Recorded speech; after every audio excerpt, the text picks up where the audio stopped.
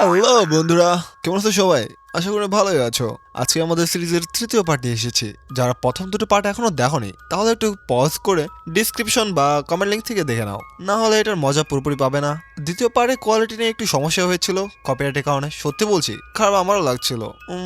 তো এবার থেকে সব ঠিকঠাক ক্লিয়ার আর ভালো মানের হবে, চেষ্টা করবো অ্যাটলিস্ট। বাকিটা দেখা যাক। চ্যানেলে নতুন হলে স্বাগতম। এই ভিডিওটা দেখে যদি ভালো লাগে আর যদি অ্যানিমে দেখো কম বেশি তোমরা, তাহলে সাবস্ক্রাইব করে রাখো আর বেল আইকনটা টিপে দাও। নতুন ভিডিও আসলে নোটিফিকেশন পেয়ে যাবে। লাইক দাও আর কমেন্টে বলো কি মনে হলো। তোমাদের কথা শুনতে ভালোই লাগে। তো আর বেশি কথা না বাড়িয়ে চলো শুরু করি। এবার এটা তোমাদের পছন্দ হবে আশা করি। তো গত এপিসোডে আমরা দেখেছিলাম যে সন্দাও সেক্ট হ্যাংওয়ে সেক্টের উপর হামলা চালিয়েছিল যাতে তারা তাদের পাহাড় দখল করে নিতে পারে। অন্যদিকে এল্ডার সান ওয়াংলিনকে আটকে ফেলেছিলেন, যার সাথে মারাত্মক ফাইট করে ওয়াংলিন নিজেকে মুক্ত করে ফেলে। সেই সাথে ওয়াংলিন সেখানে তার জান নিয়ে নিয়েছিল। কিন্তু যখন ওয়াংলিন নিজেকে বাঁচিয়ে তার মাস্টারদের সাহায্য করতে পৌঁছায় ততক্ষণ অনেক দেরি হয়ে গিয়েছিল। হ্যাংওয়ে সেক্ট একদম ধ্বংস হয়ে গিয়েছিল, সবকিছু শেষ। তাই ওয়াংলিন তার মাস্টার সিতুনানকে বলে যে আপনি আমাকে ট্রেনিং দিন, আমি এতটাই শক্তিশালী হতে চাই যে আজকের পর আমার ভাগ্য আমি নিজেই লিখবো, আর কেউ না। এবার নেক্সট এপিসোডের শুরুতে আমরা একটা কাফেলা দেখি যারা একটা অসম্ভব দামি আর্টিফ্যাক্ট নিয়ে তিয়ানশু সিটির দিকে যাচ্ছিল। এই লোকগুলো বেশ খুশি ছিল। তারা ভাবছিল যে আমরা অনেক লম্বা পথ পাড়ি দিয়েছি আর মাত্র 4 দিন পরেই আমরা আমাদের গন্তব্যে পৌঁছে যাব। সেখানে ডেলিভারি কমপ্লিট হলে আমাদের বস খুশি হয়ে নিশ্চয়ই আমাদের একটা বড় পুরস্কার দেবে, সবার জীবন সেট হয়ে যাবে। তারা এরকম কথা বলতে বলতে খুশি মনে সামনে এগিয়ে যাচ্ছিল। রাস্তা তো বেশ ভালোই যাচ্ছিল, কিন্তু তখনই হঠাৎ কাফেলার লিডার তার সামনে কাউকে দেখতে পায়। তাই সে তার সাথে ইয়াংসেনকে বলে, যাও তো সামনে গিয়ে দেখো এই লোকটা ওভাবে কেন দাঁড়িয়ে আছে। ইয়াংসেন বিন্দুমাত্র দেরি না করে তার ঘোড়া ছুটিয়ে দ্রুত এগিয়ে যায় এবং সরাসরি ওয়াংলিনের সামনে এসে ব্রেক কষে। পারে তো মাইরা দিত ভাই, কিন্তু আমাদের হিরো ওয়াংলিন তো একদম ঘাবড়ায় না। এটা দেখে ইয়াংসেন বেশ অবাক হয়ে তার প্রশংসা করে বলে, আরে তুমি তো বেশ সাহসী, রাস্তার মাঝখানে মূর্তির মতো দাঁড়িয়ে আছো কেন? কোনো বিপদ নাকি? কোনো সাহায্য লাগবে? তখন ওয়াংলিং বিনয়ের সাথে বলে, আসলে ভাই আমি একজন কাঠমিস্ত্রি, আমি তিয়ানশুই সিটির দিকে যাচ্ছিলাম কিন্তু মাঝপথে রাস্তা ঘুরিয়ে ফেলেছি। আপনারা কি দয়া করে আমাকে ওখানে যাওয়ার পথটা দেখাতে পারবেন? এই কথা শুনেই কাফেলা লিডার সামনে এসে বলে যে এটা তো দারুণ ব্যাপার, ভাগ্য ভালো যে আমরাও তিয়ানশু সিটির দিকেই যাচ্ছিলাম, তো তুমি চাইলে আমাদের সাথে জয়েন করতে পারো, কোনো সমস্যা নেই। ওয়াংলিন খুশি মনে তাদের সাথে জয়েন করে নেয়। সেই সাথে আমরা দেখি যে ওয়াংলিন তার জায়গায় বসে সোলসিতে একটা টেলিসম্যানের দেওয়া ইনস্ট্রাকশনের মতো সেই লাস্ট টেলিসম্যানটা ভালোভাবে ডিফাইন করে ফেলে একদম পারফেক্টলি। সোলসি হলো শরীরের ভেতরে একটা আধ্যাত্মিক জগৎ বা মানসিক জায়গা যেখানে কাল্টিভেটররা তাদের পাওয়ার জমিয়ে রাখে, মনের জায়গা আর কি, তা কাল্টিভেটরদের জন্য, আমাদের জন্য না। এরপর মাস্টার সিতনন খুশি হয়ে বলেন যে অভিনন্দন, তুমি এই জেট টেলিসম্যানটা তোমার ব্লাড দিয়ে ভালোভাবে রিফাইন করে ফেলেছো। এখন এটা একটা ডাউন পাওয়ার লেভেলের আর্টিফ্যাক্ট হয়ে গেছে, এটা এখন অনেক শক্তিশালী। এই কথা শুনে ওয়াংলিন খুশি হয়ে বলে যে ডানবাও তো অনেক বেশি পাওয়ারফুল ওয়েপেন, এটা তো সিরিয়াস লেভেলের জিনিস। আর এই ডানবাও লেভেল এটা কি আমি ঠিক ক্লিয়ারলি বলতে পারলাম না, সো এটার জন্য দুঃখিত। যাই হোক, ধরে রাখতে পারো যে একটা লেভেল, পাওয়ার লেভেল আর কি, ডানবাও পাওয়ার লেভেল। তখন মাস্টার সিতুনান বলেন যে তুমি একদম ঠিক বলেছো, আসলে এল্ডার সান ছিল বোকা, একটা বিশাল বোকা, যে এই আর্টিফ্যাক্টের ব্যাপারে কিছু জানতোও না। যদি এই ডেড টেলিসম্যান রিফাইন করা হয় তবে এটি একটি জীবন্ত বা পাওয়ারফুল টেলিসম্যানে পরিণত হবে যাদের শত্রুর সোল সরাসরি অ্যাটাক করা সম্ভব। এল্ডার সান এটাকে সাধারণ মনে করলেও এটি আসলে একটি উচ্চ পর্যায়ের ট্রেজার। এখানে ওয়াংলিং তার মাস্টার সব কথা শুনে বলে যে মাস্টার, আমি আমার কি কন্ডেনসেশন এর সব লেভেল সাকসেসফুলি কমপ্লিট করে ফেলেছি। এখন আমি তিয়ানশু সিটির দিকে যাচ্ছি যেখানে ভালো ম্যাটেরিয়াল ব্যবহার করে আমি আমার হ্যাভেন ডিফারেন্ট ব্রিড আপগ্রেড করব। কিন্তু আমাকে নিজে স্টেজে ব্রেক থ্রু করার জন্য একটা ফাউন্ডেশন বানাতে হবে। তো আপনার কি মনে হয় এই কাজে আমার কত সময় লাগবে? এই কথা শুনে মাস্টার সিতুনান ওয়াংলিনকে বলেন যে ফাউন্ডেশন বানাতে অনেক বেশি সময় লাগতে পারে, অনেক দিন লেগে যাবে, তাই কেন তুমি সোল ক্যাপচারিং টেকনিক শিখে নাও, এটা আরো অনেক ফাস্ট। তখন ওয়াংলিং মানা করে বলে যে না মাস্টার, আমি যদি কোনো জীবিত মানুষের সোল ক্যাপচার করি তাহলে এটা একদমই ঠিক হবে না। এতে আমি হয়তো একটা ফাউন্ডেশন পেয়ে যাব কিন্তু সেই মানুষ আর বেঁচে থাকবে না। আমি নিরপরাধ মানুষের লাশের উপর দিয়ে নিজেকে শক্তিশালী করতে চাই না, এটা আমি করব না। এই কথা শুনে মাস্টার সিতুনান রেগে যান। তিনি বলেন যে এটা কাল্টিভেশনের দুনিয়া, এখানে সবসময় শক্তিশালী জিতে আর দুর্বল মারা যায়, এটাই নিয়ম, তোমাকে এটা করতেই হবে, নাহলে তুমি অন্য কারো হাতে মারা যাবে, বুঝলে? এরপর আমাদের রাতের সিন দেখানো হয় যেখানে কাফেলা এক জায়গায় থেমে বিশ্রাম নিচ্ছিল। প্রতিদিন চলার পর সবাই ক্লান্ত হয়ে পড়েছিল। এই লোকদের সাথে মিস্টার লি এরও দেখা হয়ে গিয়েছিল। তার সম্পর্কে কাফেলার লিডার ওয়াংলিনকে বলে যে তোমার ভাগ্য বেশ ভালো যে তোমার সাথে মিস্টার লি এর দেখা হলো, কারণ তিনি বেশ ভালো ভবিষ্যৎ বলেন, মানুষ তাকে অনেক মানে। এদিকে আমরা দেখি যে মাস্টার লি এর লোকদের দিকে তাকিয়ে ভবিষ্যৎ বলা শুরু করে দিয়েছেন। সেখানে তিনি সবার আগে ইয়াংশুর দিকে তাকিয়ে বলেন যে তোমার ভবিষ্যৎ চারপাশে অনেক বেশি অন্ধকার ছায়া আছে, এটা থেকে মনে হচ্ছে যে সামনে তোমার উপর বড় কোনো বিপদ আসবে। হতে পারে এটা এই জন্য যে 9 মাস পর তোমার বিয়ে হবে। এই কথা শুনে সেখানে উপস্থিত সবাই হেসে উঠলো। সবাই ভাবলো যে এটা একটা জোক, কিন্তু তখনই হঠাৎ মিস্টার লি এর নজর সেখানে উপস্থিত বাকি লোকদের ওপরও পড়ে যায়। এক একজন করে দেখতে থাকলে মিস্টার লি সবার ভবিষ্যতে কালো অন্ধকার ছায়া দেখতে পান, মানে একটা বড় বিপদের ইঙ্গিত। এটা কোনো সাধারণ ব্যাপার না। মিস্টার লি এটা দেখে ঘাবড়ে গিয়েছিলেন। তিনি বলেন যে এটা একদমই ঠিক হচ্ছে না, এখানে কিছু একটা গন্ডগোল আছে। তখনই হঠাৎ তার নজর ওয়াংলিনের উপর পড়ে যায়। তার ভবিষ্যৎ দেখার বদলে তিনি মাস্টার সিতুনানের পাস্ট লাইফ ভিশন দেখতে পান। বিচিত্র সব দৃশ্য। তাই মাস্টার লি নিজেই বুঝতে পারছিলেন না যে আসলে তার সাথে কি হচ্ছে, এটা কেমন ব্যাপার। অন্যদিকে মাস্টার সিতুনান হেসে ওয়াংলিনকে বলে যে এই লোকটা তোমার ভেতরে চাকি মেরে দেখতে যাচ্ছিল, তাই আমি তাকে আমার পাস্ট লাইফ দেখিয়ে দিলাম। এই ভেটা আমার আশার চেয়ে বেশি দুর্বল বের হয়েছে।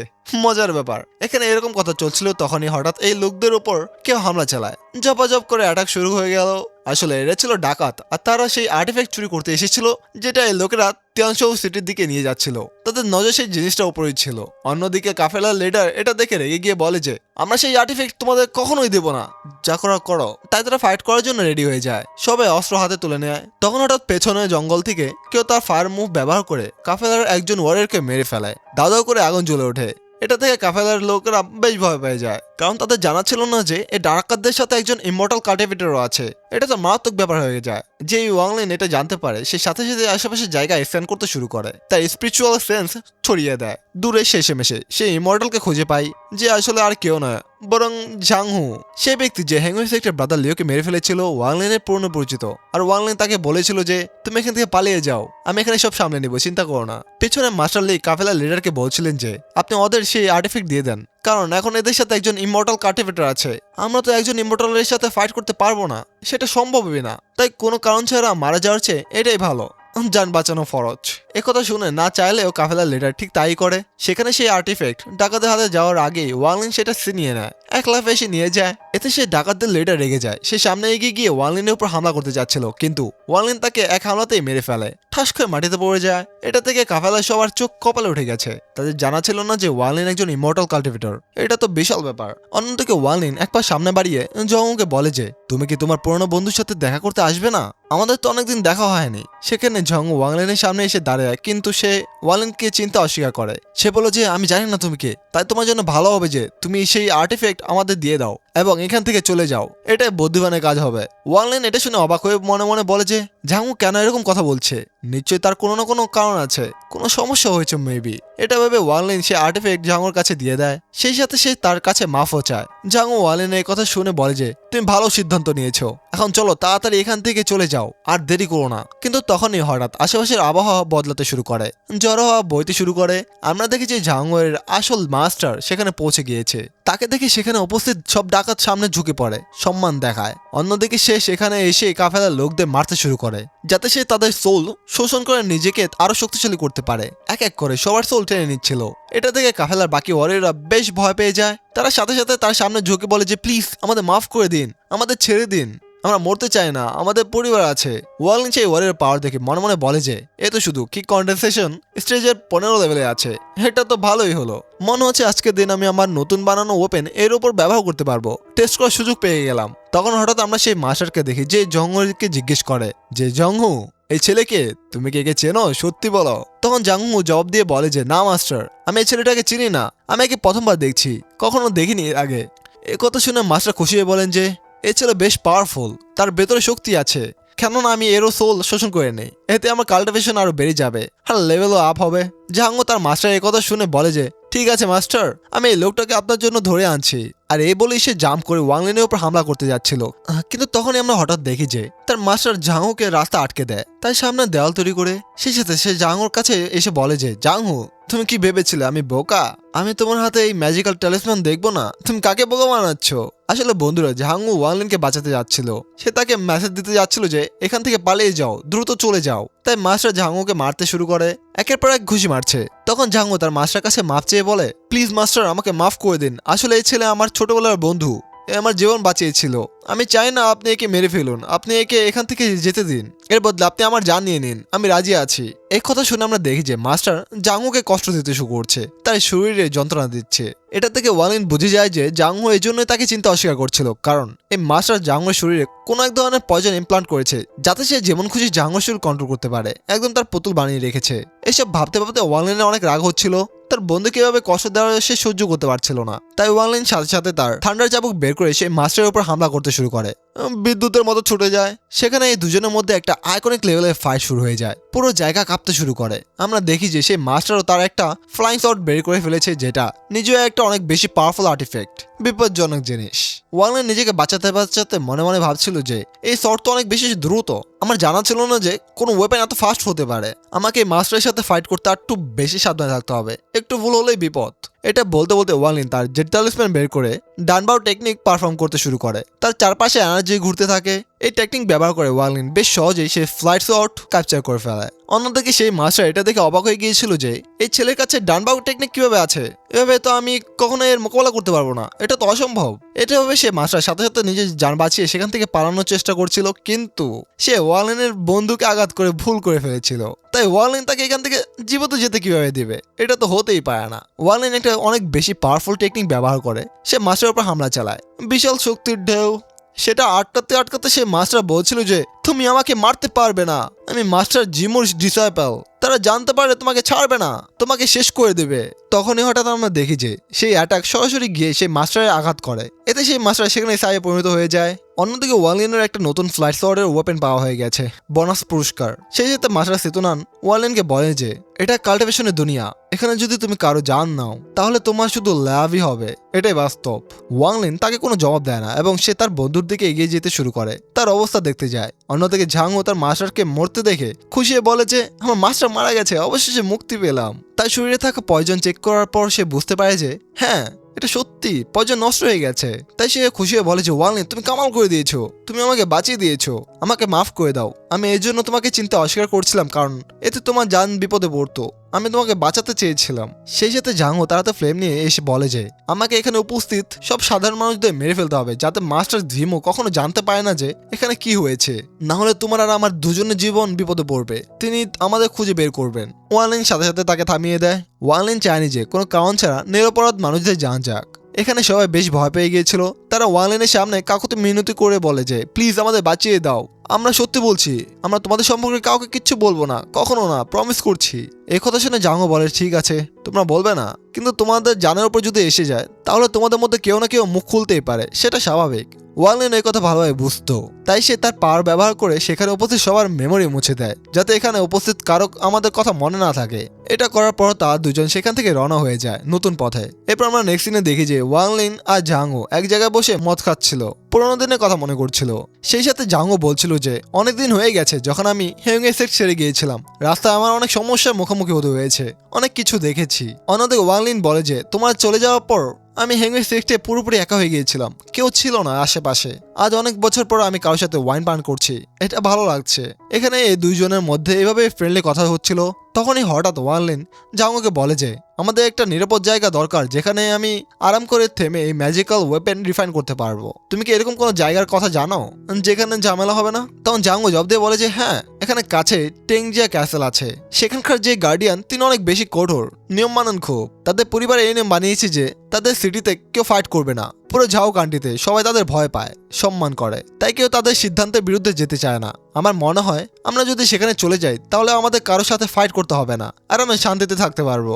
এরকম কথা বলতে বলতে তারা দুজন শেষমেশ টেংজিয়া সিটিতে এসে যায়। কিন্তু গেট দিয়ে ঢুকতে ঢুকতে হঠাৎ তাদের পেছন থেকে অনেক বেশি এনার্জি অনুভূত হয়, যেটা একজন ওরিয়রের শক্তিশালী কেউ। সেই ওরিয়র দেখতে অনেক বেশি বিপজ্জনক লাগছিল, ভয়ঙ্কর অরা। সেই সাথে তার কাছে একটা কফিনও ছিল। জাংও সেই ওরিয়র সম্পর্কে ওয়াংলিনকে বলে যে এটা কর্পস ইয়াং সেট থেকে এসেছে, তাদের সেটকে অনেক বেশি বিপজ্জনক মনে করা হয়। তোমার কাছে এই কফিন দেখতে পাচ্ছ না, এটাই তাদের সিক্রেট টেকনিক। এটাই ব্যবহার করে তারা তাদের সবচেয়ে শক্তিশালী শত্রুকে হারাতে পারে, একদম শেষ করে দিতে পারে। অন্যদিকে ওয়াংলিন সেই ওয়ারিয়রকে দেখে মনে মনে বলে যে এই ওয়ারিয়র ফাউন্ডেশন স্টেজে পৌঁছে গেছে, মানে ভুলবশত যদি ওয়াংলিন আর এই লোকের ফাইট হয়ে যায় তাহলে ওয়াংলিনের জেতা অনেক বেশি কঠিন হয়ে যাবে, প্রায় অসম্ভব। তাই জাংও ওয়াংলিনকে বলে যে ভবিষ্যতে যদি তোমার কখনো এই ওয়ারিয়রের সাথে পাঙ্গা হয়ে যায় তাহলে মনে রাখবে কখনো এর সাথে ফাইট করবে না, কারণ এই কর্পস সেক্ট লোকগুলো অনেক বেশি এভেল হয়, নিষ্ঠুর আর নির্মম। এরপর তারা দুজন সামনের দিকে হেঁটে সিটিতে ঢুকে পড়ে, নতুন জায়গার পা রাখে। এরপর নেক্সট সিনে আমরা ওয়াংলিনকে দেখি যে একটা রুমে বসে সেই ফ্লাইং শট রিফাইন করার চেষ্টা করছে, কিন্তু এই সময় ওয়াংলিন অনেক সমস্যা হচ্ছিল। কারণ মনে হচ্ছিল যেন সেই স্পিরিচুয়াল ওয়েপেন কারো স্লেভ হতে চায় না। সে অনেক কষ্টে মুক্ত হয়েছে, তাই সে ওয়ার্লিন থেকে নিজের জান বাঁচিয়ে দূরে পালাচ্ছিল, স্বাধীন থাকতে চাইছিল।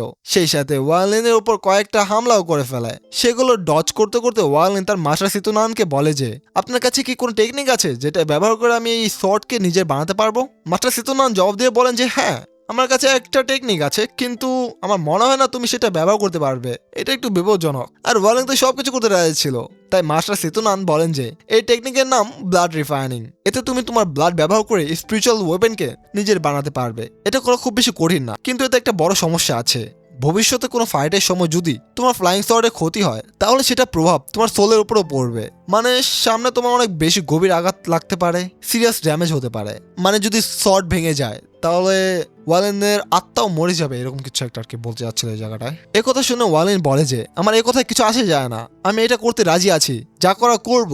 মাস্টার সিতুনান ওয়ালেনের এই কথা শুনে বলে যে তুমি নিজের শরীরে এত কষ্ট সহ্য করতে পারো? তুমি যদি অন্যদের উপরে এটা করতে তাহলে তোমার আরো বেশি লাভ হতো, আরো শক্তিশালী হতে পারতে।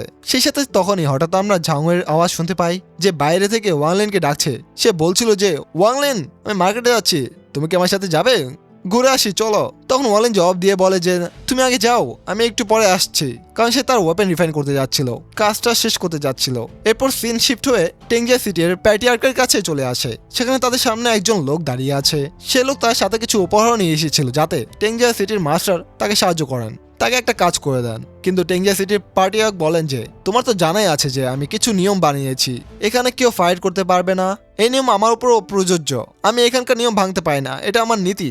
আর এই পার্টিয়ার্ক হলো সে যার কথা জাঙ্গো বলছিল যে এই সিটিতে একজন গার্ডিয়ান আছে, এই সেই গার্ডিয়ান। তখনই হঠাৎ আমরা দেখি যে পার্টিয়ার্কের নাতি টেংলি এসে গেছে, তাকে পার্টিয়ার্কে ডেকে পাঠিয়েছিলেন। সে তার ইন্ট্রোডাকশন মাস্টার জিমোর সাথে করিয়ে দেয়। হ্যাঁ বন্ধুরা, এই বড় লোকটা মাস্টার জিমো, যার ডিসেবলকে জঙ্গলে ওয়াংলে মেরে ফেলেছিল।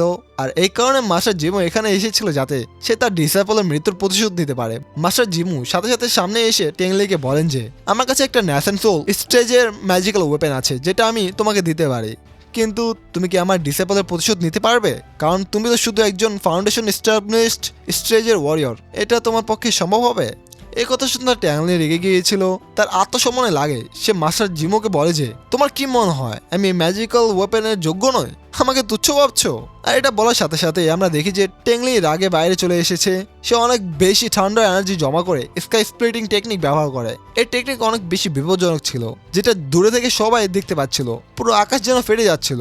এমনকি মাস্টার জিমো বুঝে যান যে টেংলি অনেক বেশি বিপজ্জনক, তার ক্ষমতা অসাধারণ। তাই তিনি তার সামনে সে গিফট রেখে বলেন যে প্লিজ আমার ডিসেবলের প্রতিশোধ নাও, তাকে জঙ্গলে কে মেরে ফেলেছে, আমি চাই তুমি সেই লোকটাকে খুঁজে বের করো আর মেরে ফেলাও, একদম শেষ করে দাও। এই কথা শুনে টেংলির মুখে একটা এভিল স্টাইল ফুটে ওঠে, একটা ভয়ঙ্কর হাসি। আর এভাবেই আমাদের এই এপিসোড শেষ হয়ে যায়। পরের পার্ট দেখতে চাইলে লাইক করো, আর এরকম আরো মজার গল্প পেতে চাইলে সাবস্ক্রাইব করতে ভুলো না কিন্তু। খোদা হাফেজ, আর সবাইকে রমজান মোবারক।